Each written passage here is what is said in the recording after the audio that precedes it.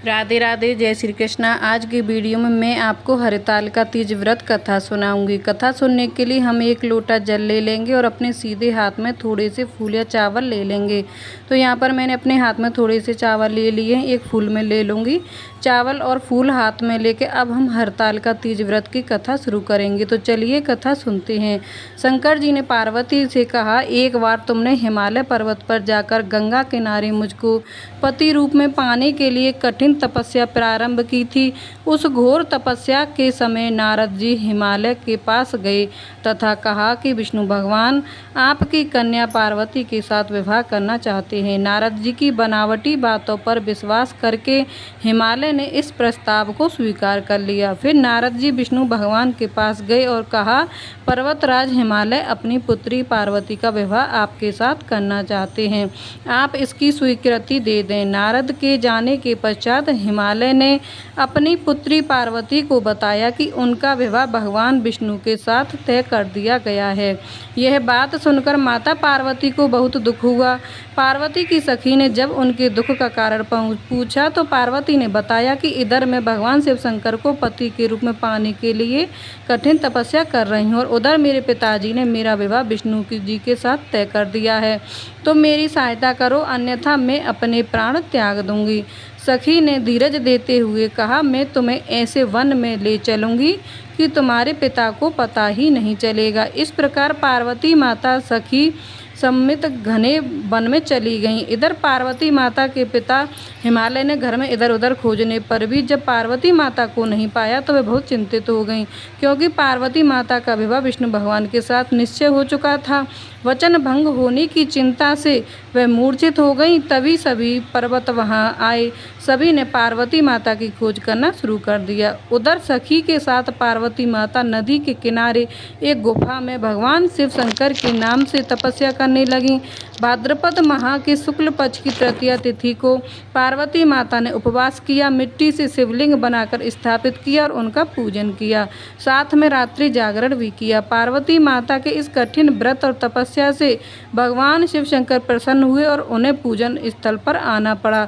भगवान शिव शंकर ने कहा, मैं तुम्हारी पूजा और व्रत से प्रसन्न हूँ, तुम जो वर मांगना चाहो मांग सकती हो। पार्वती माता ने कहा, यदि आप मुझ पर प्रसन्न हैं तो आप मुझे अपनी अर्धांगिनी के रूप में स्वीकार करें। अपने वचन के अनुसार भगवान शिव शंकर ने माता पार्वती को अर्धांगिनी रूप में स्वीकार किया।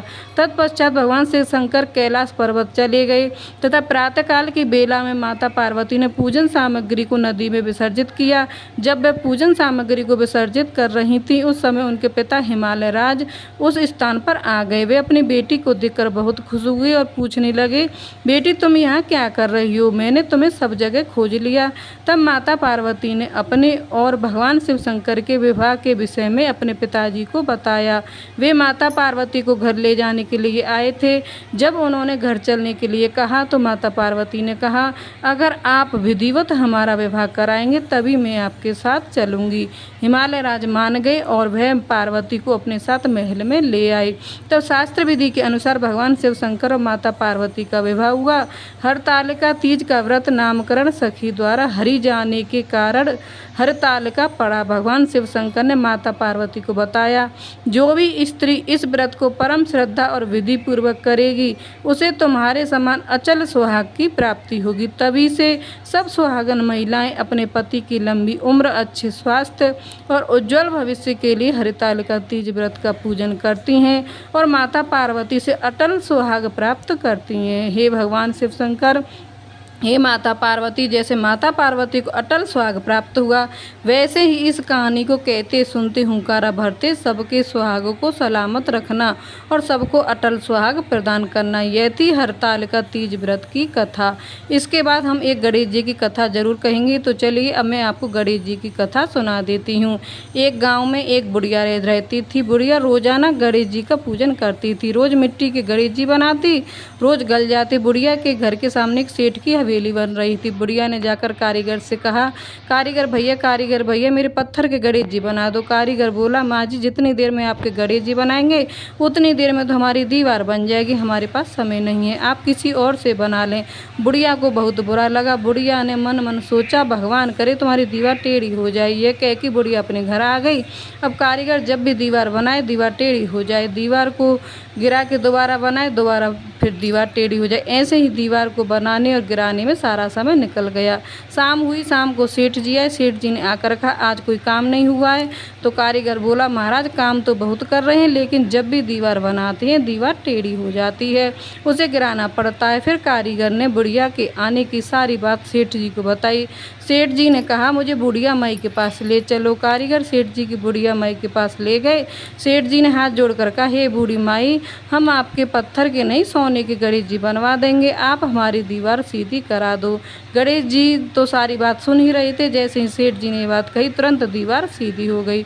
सेठ जी ने बुढ़िया के लिए पत्थर के नहीं सोने के गणेश जी बनवा के दिए। हे गणेश जी महाराज, जैसे आपने सेठ जी की दीवार सीधी की, वैसे ही इस कहानी को कहते सुनते हुंकारा भरते सबके सब काम सीधे करना और सबके घर को अन्न धन से भर देना।